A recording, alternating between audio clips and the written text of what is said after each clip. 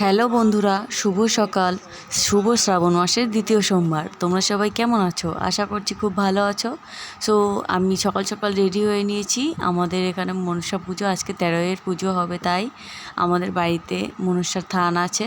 এবার আমি বাড়ির ঠাকুর ঘরটা গুছিয়ে নিয়েছি।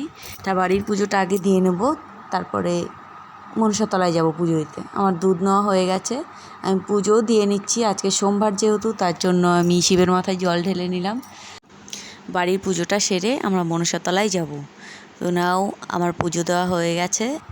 এই দেখো আমাদের ঠাকুরগুলো, আর আমাদের একটা হরি মন্দির আছে, মানে রাধা মাধবের মন্দির।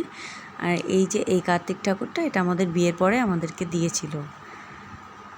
আর এই দেখো আমি এবার চলে যাব মনসাতলায় পুজো দিতে। এই যে পুজো এখানে শুরু হয়ে গেছে। আর দেখা হচ্ছে নেক্সট ব্লগে। সো বাই বন্ধুরা।